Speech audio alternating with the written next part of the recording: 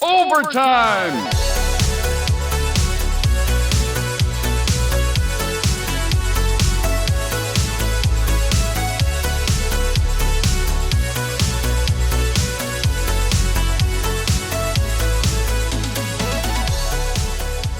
So lately I've been working to get a bunch of my games ready to go into the public arcade that my buddy Mark is building in the back of his store called Back to the Media in Winchester, Virginia. So at this store, Mark and his lovely wife Danny, they sell used games and used records and lots of awesome stuff.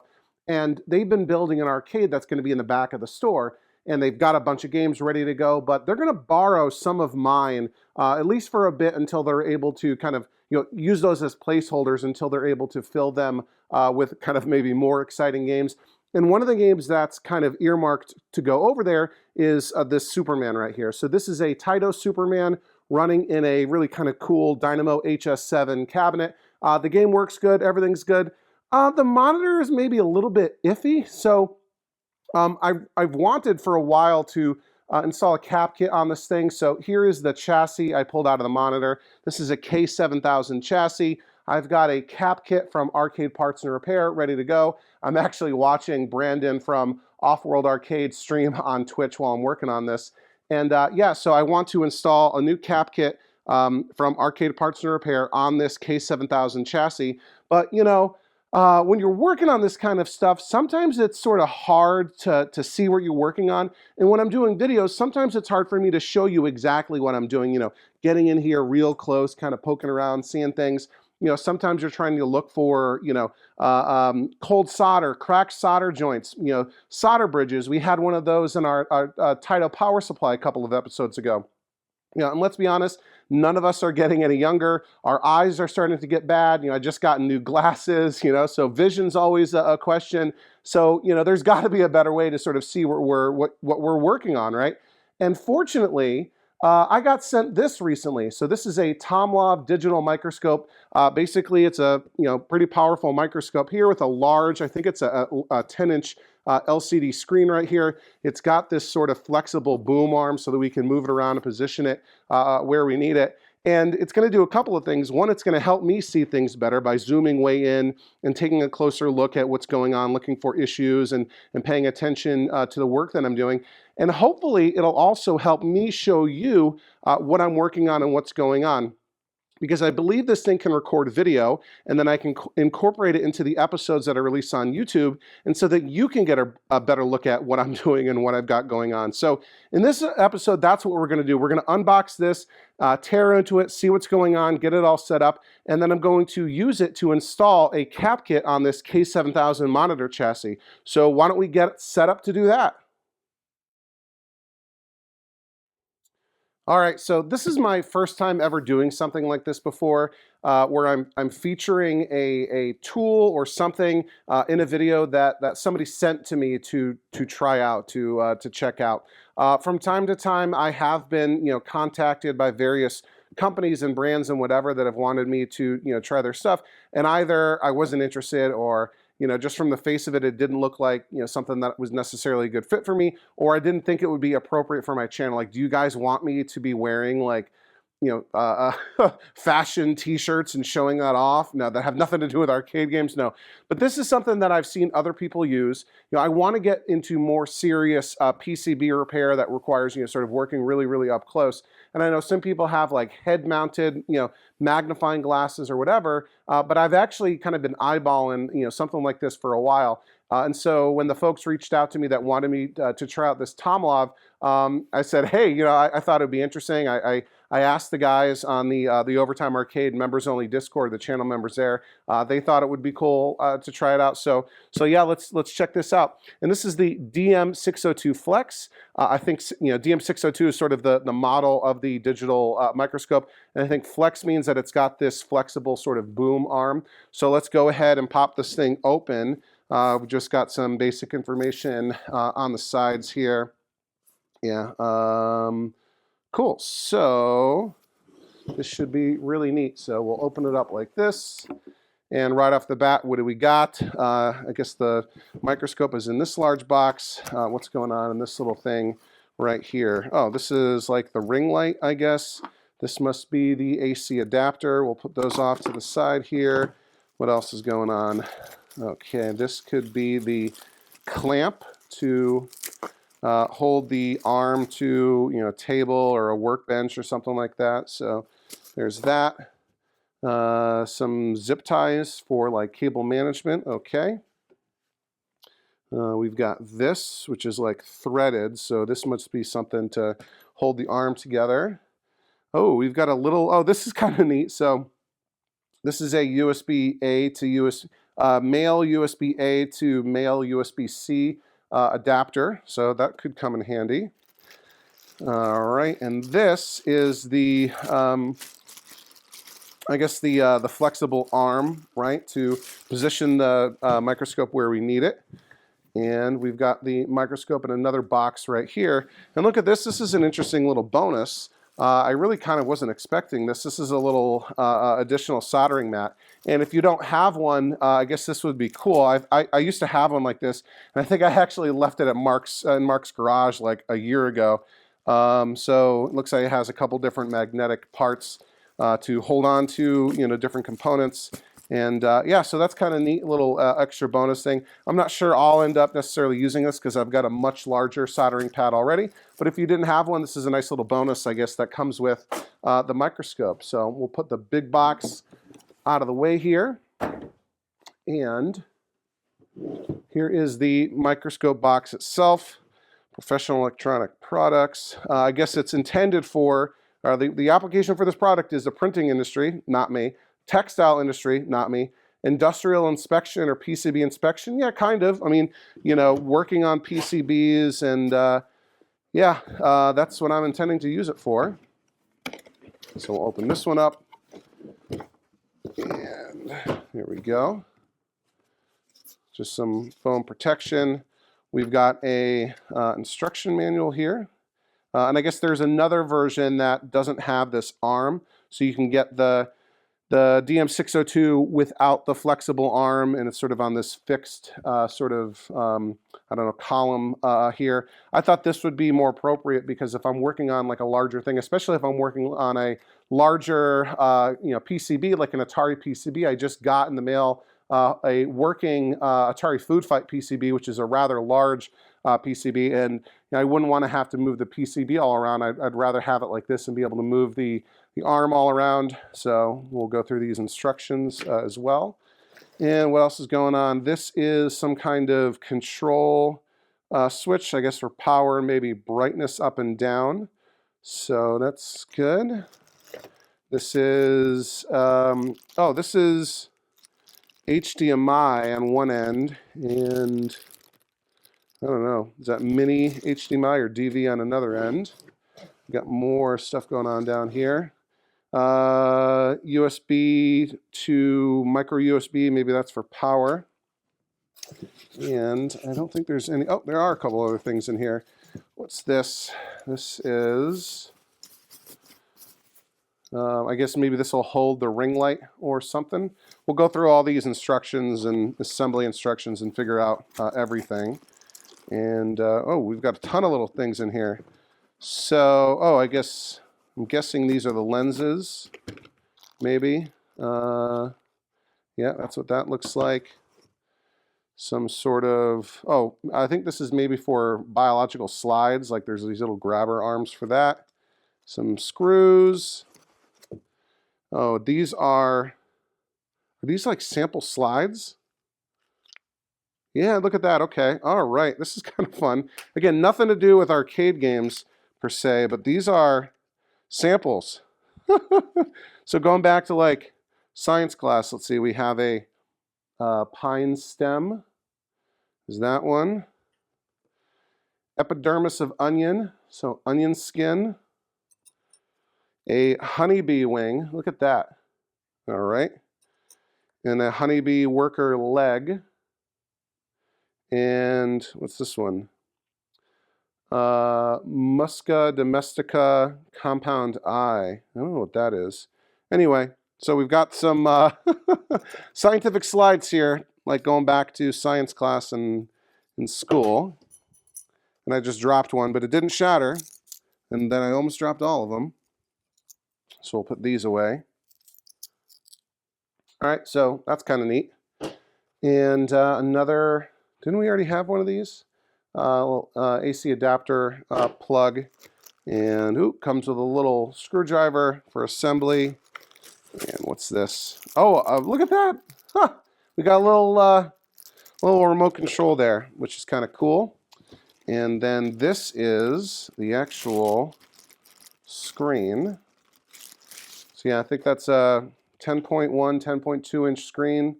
Look at that. You can see my face right there. I haven't combed my hair, so that'll be cool. So let me get this all sort of cleaned up, and we'll be ready for assembly in just a second.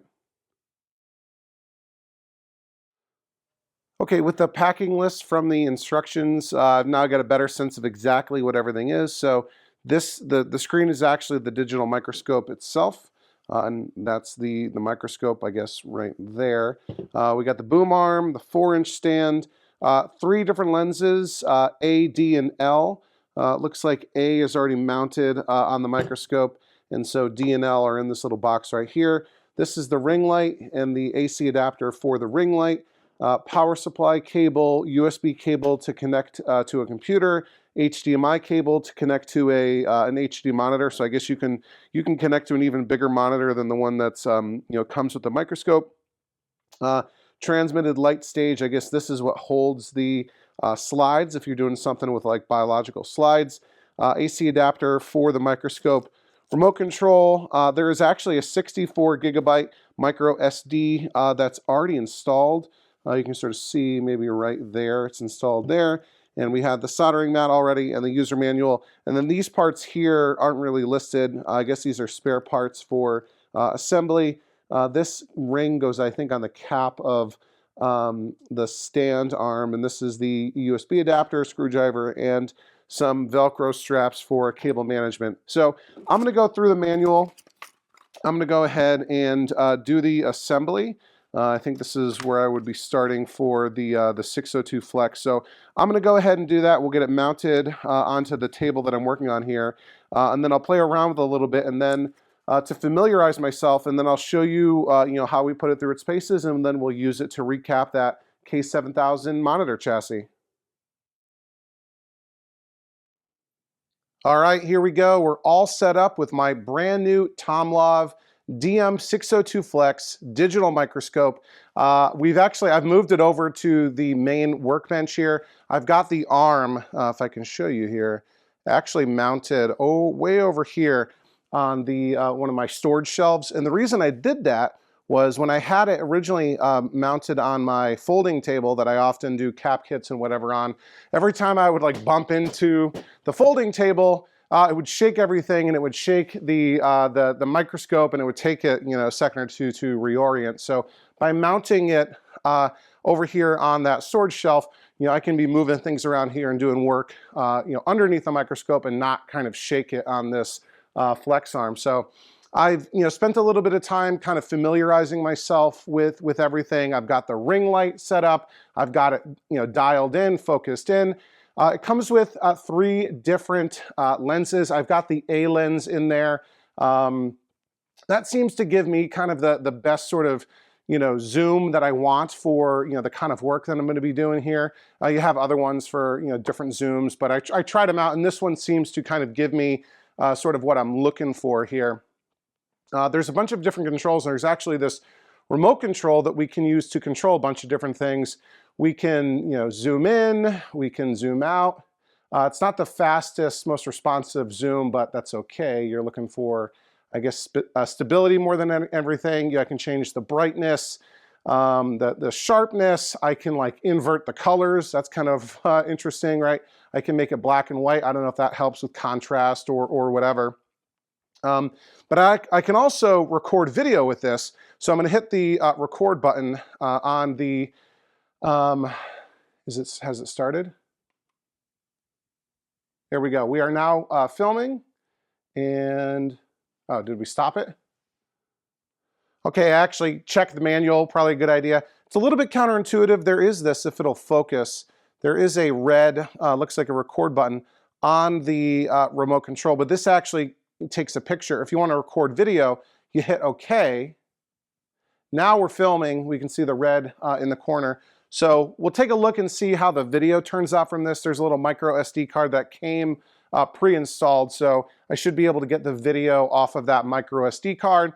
But anyway, if we come and take a look, I'll bring you in here, and you can sort of see what it looks like right on the Microscope screen.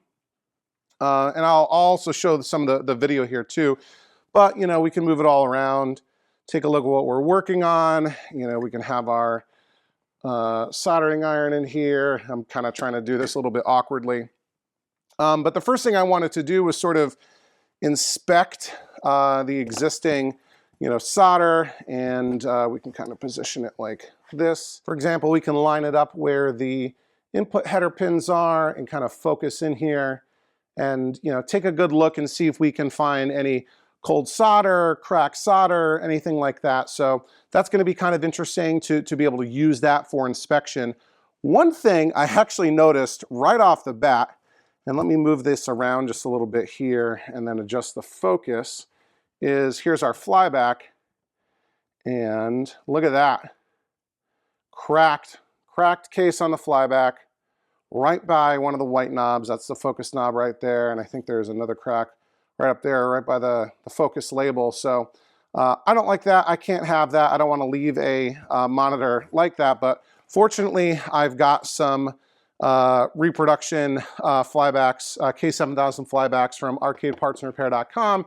So we're going to replace the flyback here too, not just the cap kit. So a little bit more work than I was expecting, but you know, I probably would have caught that crack with my own eyeballs, but having the microscope here, you know, made it a little bit easier to find that. So to get started, I'm actually going to go and remove the flyback. I'm going to desolder the flyback on my own, just to make things a little bit lighter, a little bit easier to work with. And then I'll come back and we'll do maybe the first cap or two from the cap kit on camera together.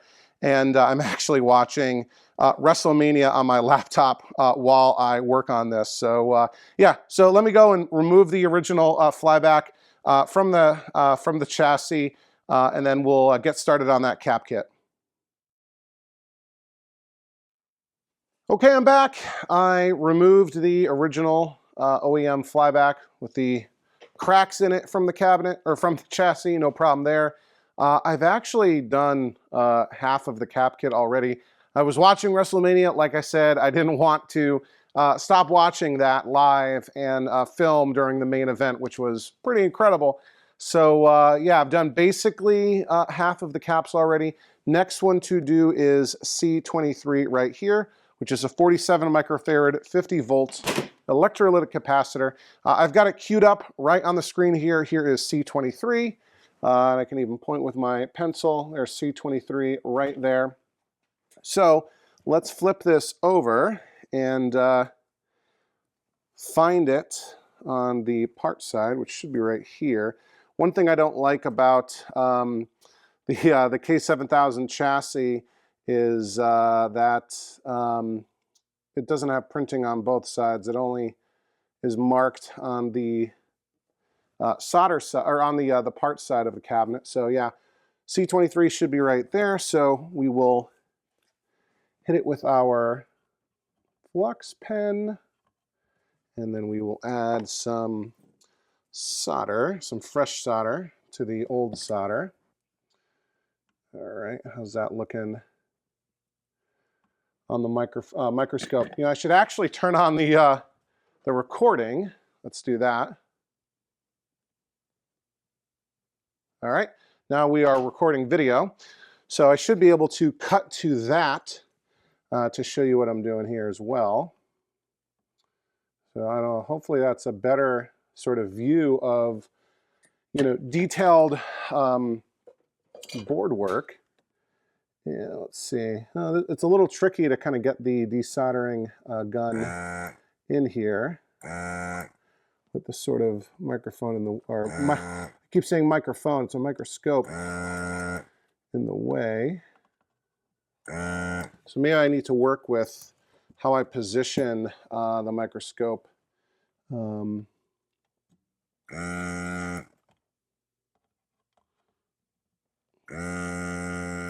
especially if I'm trying to film. Okay. So how's that look? Where are we?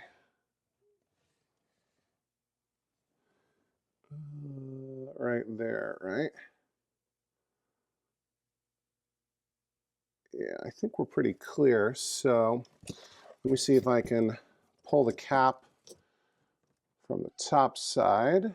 I have to keep refocusing just because it's yeah, there's a different depth of field, you know, when I have the, I guess it's kind of holding on in there. There we go, come on. Oh, there's got to be some tiny little bit of solder holding it in place. I'll get that real quick.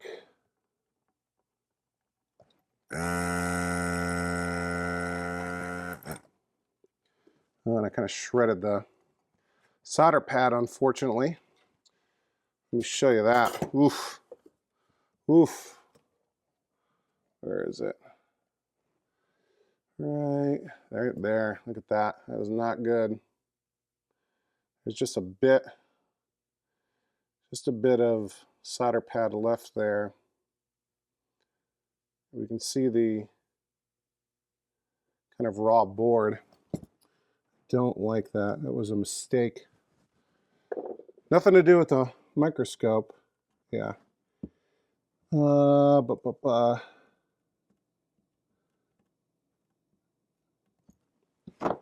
I think what I'm going to do to fix this, because this needs to go in two directions, I'm going to expose some of this trace here and some of this trace here. So let me go and do that real quick. Let me show you what I'm talking about here. So see, the solder pad has been removed right there, and it needs to, this trace goes this way as well as down along this sort of thin one. So I'm going to scrape up some of the solder mask here and expose the copper trace, giving me something to solder onto. And then, so let me go and do that, and then I'll show you what the repair looks like in a second. Okay, quick update. So as you can kind of see, I basically lost the entire solder pad. So I used my, I'll show it right here, my scratch pen, which is on its last leg there, to scrape off the solder mask on this thin trace down here and this fatter trace up here, exposing the raw copper.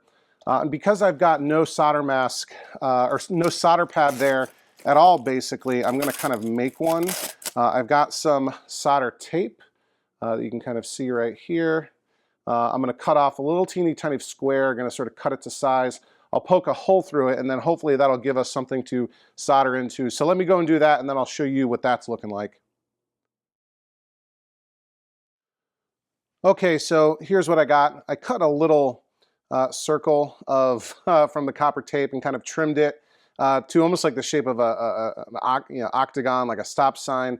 Laid it down. It's got an adhesive backing, which, you know, it just sort of helps position it. It's really the solder that's going to hold it in place. And then I poked a hole through the new pad with an awl, you know, AWL, an awl, you know, a sharp, pointy, pokey tool like that. So that we'll be able to get hopefully the leg of the new capacitor through that hole.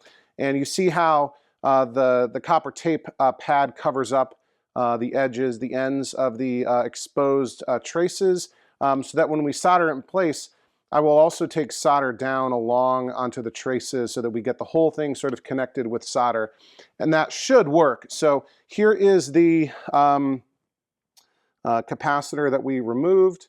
It is, if it'll focus, it's a 47 microfarad, 25 volts, and we are going to be replacing it with a brand new 47 microfarad, 50 volt replacement. So let's flip the board over. And I think I saw some of the old solder pad fall off. So there's C23 right there. We will refocus the microscope. And we see with the polarity that the plus side points down. We have polarity marked on the capacitor by that white stripe. So that white stripe will go up, so that the negative leg is going up, and the positive leg is going down. So we're through, and hopefully I didn't pop, nope, I did not knock the new solder pad out of place. I'll just refocus here, and then I will lay that leg down to hold it in place. So let's see if I can adjust this focus just a tiny bit better.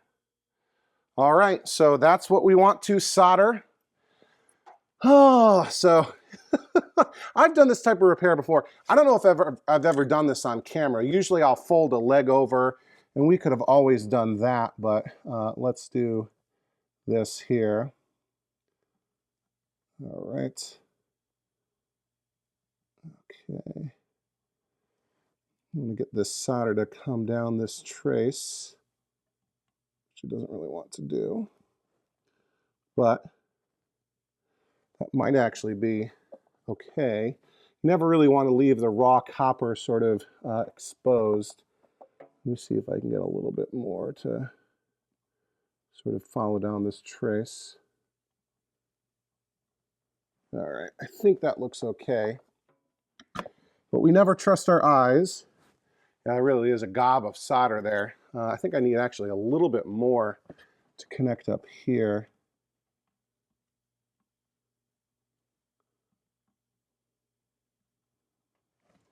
How's that looking? Not terrific.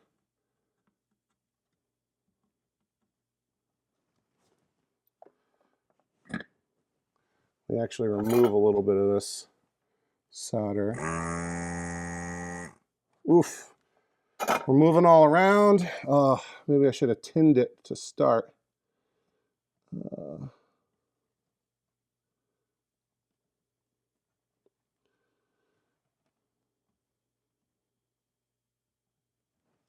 actually going to solder the other leg really to hold the capacitor in place better.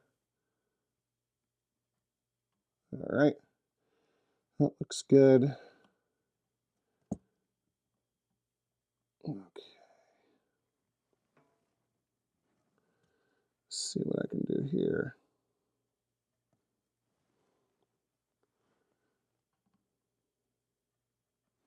All right. That looks kind of messy on the camera. So let me grab my multimeter, set to continuity, and we'll test and make sure that our new solder joints are good to make sure this repair is good. Of course, my multimeter leads are all tangled. Okay.